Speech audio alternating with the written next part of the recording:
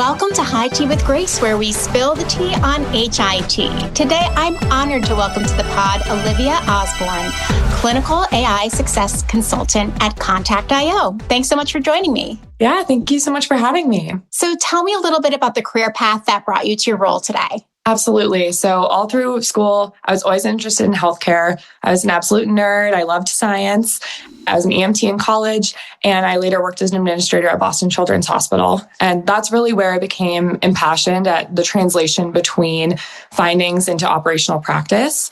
I then transitioned to work for Huron Consulting Group, where I had the opportunity to work with many different health systems, hospitals, clinics across the country, and really partner with their leadership there, clinic managers, clinical champions, to institute operational changes and implementations. I then moved to Contact, really fueled by the focus of I want to address the persistent challenges that I had seen undermine the operational efficiency that we were striving for in my previous roles. And the biggest challenge being that there's a constant flux within hospital operations. Healthcare is always shifting, staffing's changing, demand's changing. How do you optimize something that is constantly shifting? And so Contact really builds that intelligent care operations platform for hospitals and healthcare systems to react and support their operations in real time to make those decisions most effective. We love ourselves an operational efficiency girly. So we're so thrilled to learn from you today. So in your experience, having been at the hospital health system and then having been at a consultancy working on improving operational performance, what is the biggest misconception healthcare leaders have about operational improvement projects? I would say that the biggest misconception is that there's ever an end date. I think that sometimes leaders treat operational projects and implementation work like a renovation, like home renovation. I'm going to come in, I'm going to put in new cabinets and new countertops, and I get to enjoy this beautiful kitchen from here on forward. But a hospital is a living system. It's much closer to a garden where, yes, maybe you are dedicating some lift on the front end to say, I'm planting vegetables here, I'm putting my flowers here, but then you have to tend it and weed it and water it. And you have to watch the environment that it's in, understand what's the weather going to do? Am I going to have to water it a little bit more this week, right? And so the misconception of saying, we touched this clinic last year and we fixed and completely optimized their patient throughput. That was last year. Maybe it was optimized last year. What's different about this year that you need to continue to shift and maybe just tweak those operational decisions so that they stay effective? That is so interesting to think of it that way. Was there a moment or example that made you realize that those traditional optimization approaches weren't really delivering lasting value? Yeah, I have a very clear example. And this is one of my favorite things to think about, because I think a lot of people think of changes sometimes as a negative, right? Oh, we lost staff, or this is closing, or this resource isn't available anymore, right? But in healthcare, something that's growing so quickly, a lot of it's an exciting change. I was on site with a primary care clinic. We had gone live 2 weeks prior and it was going wonderfully. And I was on site kind of just making sure if folks had questions or keeping a pulse on things. And I was talking with their clinic manager, and they had some construction next door. And I was just making conversation. I was like, what's going in? Is anything exciting? Like a great new coffee shop? And she said, no, actually, we're getting 5 new exam rooms. And in my head, I was like, okay, that's wonderful because we're increasing access. You can add providers. That's additional resources. How wonderful. But also, how are the operational decisions that we just made in this project going to change in 6 months when you're able to open these and put patients in them? And so I think that's a really wonderful example, because it's to say that it didn't mean that anything that we did to optimize during that project was wrong. And it didn't mean that it wasn't all the right decisions to make at that time, but it means that there might be new decisions and adjustments that have to be made as you move forward. Again, as things grow and flux, whether that be for the better, like adding exam rooms, or the worse and the unfortunate reality of staffing shortages. That is so interesting to think about. So following that train of thought, what are some of the most common changes inside a hospital that quickly make some of those changes that you're making, yesterday's recommendations, obsolete? Yeah, I think that the important thing is that recommendations are often made on assumptions that conditions are going to stay what they are, whether that be staffing or patient demand, the resources that you have at your disposal. And those things seldom don't shift. So staffing turnover is so real, especially in the world of burnout for healthcare workers, right? We know that there's an incredibly high turnover rate for our healthcare professionals. Additionally, we are all humans. People go on maternity leave, people retire, people leave to go get continuing education. Again, all the positive and the negative of both things causes shift in staff. And so with the shift in staff, there's change to who is supplying the care. There's also a loss of institutional knowledge. Every time someone leaves, you bring in someone new that needs to get trained up on a new process. And then there's the larger scale shifts, which happen at a system level, where there's mergers and acquisitions happening. A large health system acquires a smaller hospital and envelops them into their fold. How does that now become part of their symphony of operations in this larger system? And so the growth and the flux of what are our operational area we're serving and what resources do we have to serve it are constantly changing. So what signs should healthcare executives watch for that indicate an optimization effort is beginning to lose impact? Or on the alternate side, they just need to put an optimization effort in place? I'm sure they're just things that are signs that are pointing all to fixing the issue. Yeah. And I like to spin that in a more positive way and say, okay, maybe it's not losing impact, but maybe there's new operational opportunities that we can capitalize on. So the same indicators that are saying this isn't working anymore or something can shift is an opportunity for us to be more effective.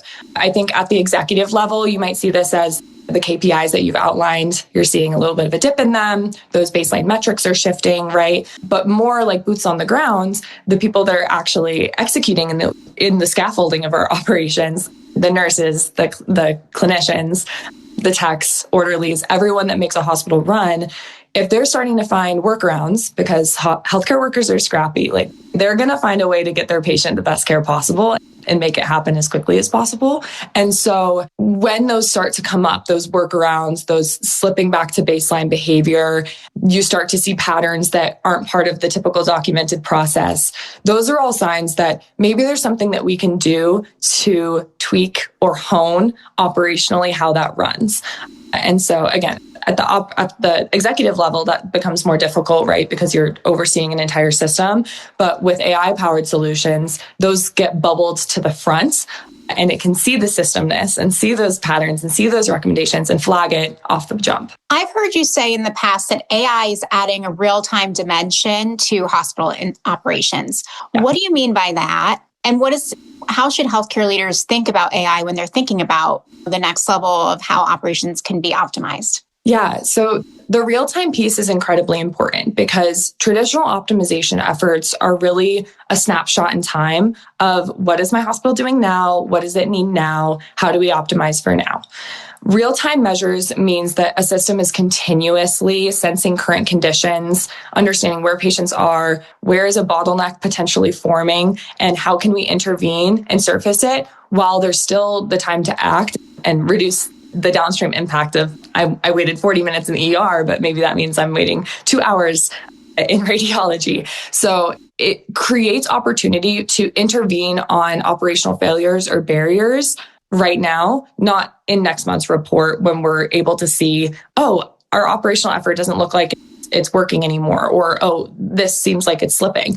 It helps us prevent the need to launch new, more large-scale operational interventions. What types of operational decisions can AI help improve right now as we're thinking of all the different areas? I always like to think of it like I get on an airplane, right? And there's so many things happening in the background to get on that airplane and to get my luggage in the right place, et cetera. And yet in healthcare, it is so much more trickier because lives are on the line. So tell us what are some of the type of operational decisions AI can help improve? And then also, what are the kinds of operational blind spots that become visible when you're using AI and constantly analyzing these workflows? The short answer is an exciting one. It's that AI can do a lot operationally to support decision-making and help everything run smoother.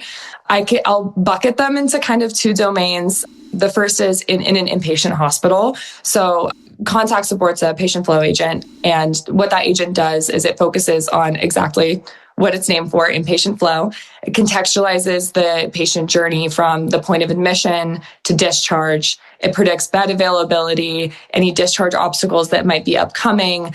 It flags to caregivers recommendations for how you can progress care along. Again, staying out of that clinical space, but supporting what's appropriate based on those clinical decisions. And then I think that this is really fantastic on the supply chain side. I think often our supply chain teams are the unsung heroes of our hospitals, keeping all of the resourcing and equipment that's needed to even deliver care in the first place. The agent is able to support equipment and asset management, forecast equipment demand, and reallocate assets the hospital already has, and support the utilization of those resources that, again, a hospital's already invested in 500 IV pumps. How are those being deployed effectively so that someone isn't waiting a long amount of time to get their IV treatment, right? So helping streamline that supply chain piece, which again, I think is very quickly and often forgotten because it is one of those background pieces of when you're getting onto an airplane, you don't think about how your luggage got from where you checked it to under the plane itself. Yeah. And then the other piece that I do want to highlight is in the outpatient space. So ambulatory settings, right? Your primary care doctor's office, your dermatology office. There's an access agent. And what that does is it evaluates exam room space, exam room usage, helps hone and optimize scheduling so that you don't have to wait 8 months for an appointment, which I think is a very common experience of I went on my patient portal, I want to see my doctor, and I don't want to wait for over half a year to be able to see them. As a patient and caregiver and patient advocate, I'm like, this is a dream. Like, this is like amazing that this is like a reality that exists for hospitals and health systems. And so it's very exciting to think about what it could mean for, like you said, access and just supporting public health in communities. So looking 5 years ahead, what will separate health systems that thrive operationally from those that really struggle when it comes to operations? Yeah, I think that the marker of who is going to be thriving operationally is going to be those that are able to build continuous improvement into how they're running every single day. So the differentiator isn't going to necessarily be, I bought the most AI and all of my people love to use AI all the time. It's going to be who is able to use that in an effective way to support the frequent optimization. Who's building the muscle in their system to act on that continuous intelligence and the culture to trust that it's going to serve them well. Thriving systems are going to be actively closing the loop between the insight and the recommendation that's brought forward. Again, that's not just to say that you're just blindly trusting AI at every turn, but really like building that effective feedback loop is important because otherwise your optimization projects, you're going to be doing large scale optimization projects that take your staff's time, they take resources, they're expensive if you're bringing in a third party group. And if you're doing that every 2 to 3 years to try to stay operationally on the ball, that's a lot of lift. So true. So true. So while my listeners love to hear about trends in the space, and thank you for sharing your wisdom with us, I feel like we all learned a lot about this topic. And so I'm just very grateful for your generosity there.